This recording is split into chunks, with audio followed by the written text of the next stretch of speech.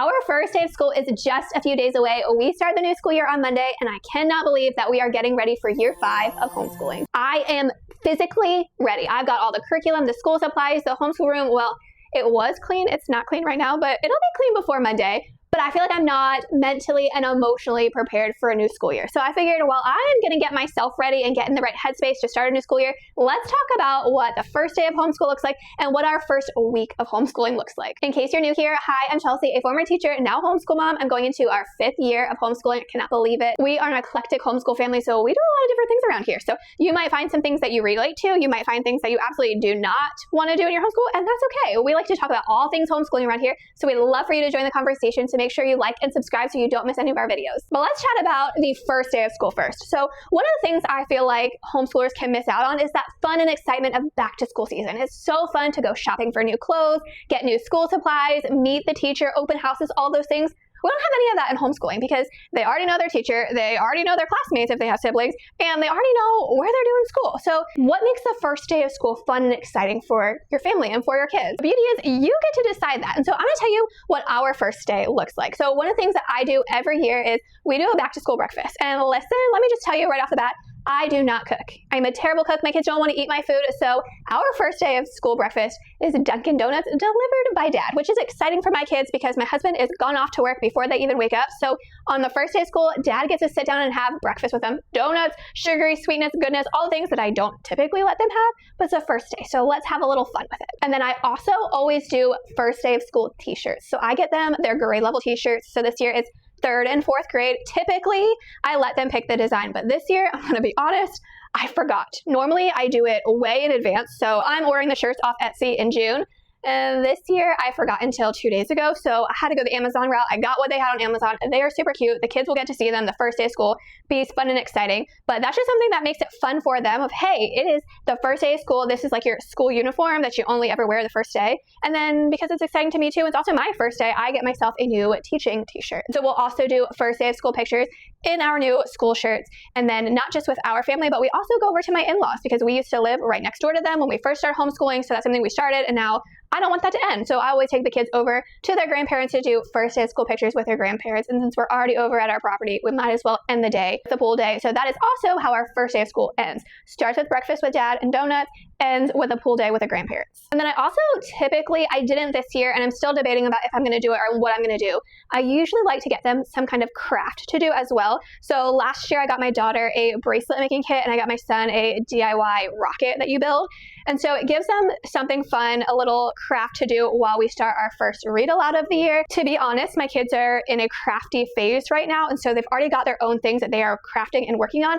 And so I just couldn't think of what craft or activity to buy them this year. So that's why I'm on the fence. Should I not? Like, that is a tradition that I've had for the last 5 years, so I kind of want to, but also, you know, do I need to spend my money on something like that when they're in the middle of craft projects? Could I just let them do their crafts while we do our read aloud? Yeah, probably. So that is up for debate, but that is something I have done in the past. When it comes to first day of school traditions for homeschooling, I think it's so fun. It gives your kids something to look forward to. It gives you something to look forward to. It's something that will differentiate the start of every school year. So it is something fun to do. But the thing that I think is so important is make sure if you're starting a tradition that it's something that you can do every year. So don't go so big that it costs a lot of money, it's a lot of time, it's a big commitment, because that's not going to be something you want to do year after year. So make it realistic, make it something that you can do every year. If you are someone who loves to decorate your home, do a big breakfast or something along those lines, and it's something you can do every year, absolutely, by all means, go all out. I just know for myself personally, I am not going to commit to going all out every year. So I picked things that were simple, easy, and repeatable in multiple stages, no matter what finances looked like, no matter what health and seasons looked like. Those are things that I could do every year without a doubt. So when you're thinking about traditions you want to start for your first day of school, keep that in mind. And now for the academic side of the first week. A lot of people have differing opinions on what this looks like. I personally believe go slow to go fast. What I mean by that is start simple. Figure out a good rhythm or schedule that works for your family. Start with the core subjects. For me, I always start with math and reading. I make sure we know how to do that curriculum, figure out how long those are going to take, because those are our core subjects and what I'm going to spend a bulk of the time on throughout the school year. So I want to get in a good rhythm for that. And then I'm going to add in the extras like writing and grammar, science and history, typing, piano, all the extras that we do. But I want to make sure that our rhythm is solid. I want to know how long is it going to take me to do my core subjects, What does that look like? What time of day do we need to do it? What things are we going to do family style? What are they going to do independently? This year, I do have a 3rd and 4th grader, so we are going to be doing some more independent work. So I'm going to figure out what that schedule looks like too. What are we doing as a family? What time of day does that work best? And then what are your independent subjects? When is that going to work? My kids have different schedules this year. My daughter has a lot of extracurricular activities that are happening during the school day versus my son who has all extracurriculars that are in the evenings. So his days are more flexible than my daughter. So what is it going to look like for her? How are we going to manage her schoolwork based on what our schedule is going to be like? What does that look like with family style learning? That's what I'm figuring out the first week of school. So I go in with no plan. Like, I know I'm going to do a math lesson every day. I'm going to do a reading lesson every day. How long is that going to take? I don't know. I'm not going to know until we start using the curriculum and seeing what that looks like. So my first week of school, 0 plans, okay? Nothing. Because I know from experience that if I go with a plan, I'm going to expect that plan to work. And I'm going to be disappointed and frustrated with myself and my kids when it doesn't. Because inevitably, it's not going to work. You got to figure things out. So the type A people, you're probably not going to like my homeschool style. You're probably not going to like my advice. And that's okay. It might not be for you. But for you, if you're a type B or a type C mom, you're thinking, yes, okay, I can do that. I can just start. You don't have to have it all planned out. You don't have to write out every single lesson. You don't have to write out every single activity. You just go into the first week of school saying, let's figure this out together. At least that's what I do. You can take it if you want to, ditch it if you want to. Who cares? Because this is just what works for us. Before the first day of school, I have an idea in my mind of how our school day is going to go, how I would like it to go, how I think it's going to go. And so I kind of use the first week, really the first 2 or 3 weeks to figure out, does that idea in my head meet reality? And is it actually something that we can do? So I kind of go into it loosely of, okay, this is how I think it's going to work, and then adjust it accordingly. Because for a lot of it, I've never used most of our curriculum before, so I don't know realistically how long it's going to take. And I'm not the type of mom to put a time limit on our lesson. So I'm not gonna say, all right, we're only working on this for 20 minutes a day. I want to finish the lesson. So I kind of let it be. There are sometimes our lessons for certain subjects will take 10 minutes. Sometimes it takes 45 minutes. And so I have a rhythm for our day, not a schedule. So I don't do anything by time blocks. However, I do have a start time for our homeschool day. We start every day at 10 o'clock. And I think this might change this school year. We might have to be flexible because my kids are doing a lot more independent work. And I have a child with ADHD and she is waking up really early. And so there is too much time in her morning of playing, doing the things that she wants to do. So I'm having a hard time getting her to come and be productive at 10 o'clock. And so I think what I'm going to do is have her do some of her independent work, and then 10 o'clock is our family learning time. So we're going to spend the first couple of weeks trying that out. We're doing our family learning at 10 o'clock, and then I might have her do some of her independent work before, so that way by 10 she's already deep in school mode and we have that focus. And then I don't know what it's going to look like for my son. He is my late sleeper, and I do not like to wake my kids up. So he is sometimes waking up at 7:30, sometimes waking up at 9:30. So he's also one that is self-motivated. So I don't have to get on him a whole lot to get schoolwork done versus my older one. It needs constant reminders. I need to be more on top of that with her. So we are really going to experiment. Another thing that I don't do, especially the first week of school, is lesson plan, because I know that those lesson plans are never going to work out the way I think that they're going to. So I don't even waste my time. I really use that first week of school to get our feet wet, get familiar with the curriculum, figure out what that subject is going to look like for us. I have been a lesson planner in the past. It's part of my teacher brain and my years in the classroom. And for me personally, when I lesson plan and I plan out what our week is going to look like, one, it never works out. We never get to lessons on time. Things get interrupted. Life happens. It takes us longer to do something, so we weren't quite where we needed to be. And I would get frustrated. I get mad at myself. I am letting them down. I am not a good teacher. I'm not good at this. I would get frustrated at them.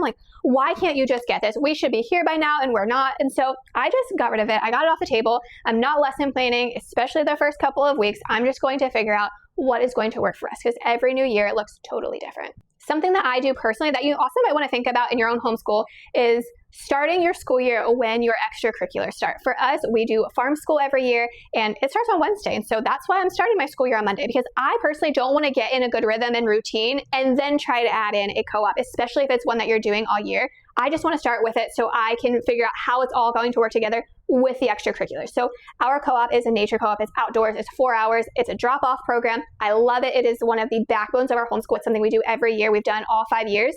We love it. but it really does change the dynamic of our schedule. It changes the way my kids show up for school.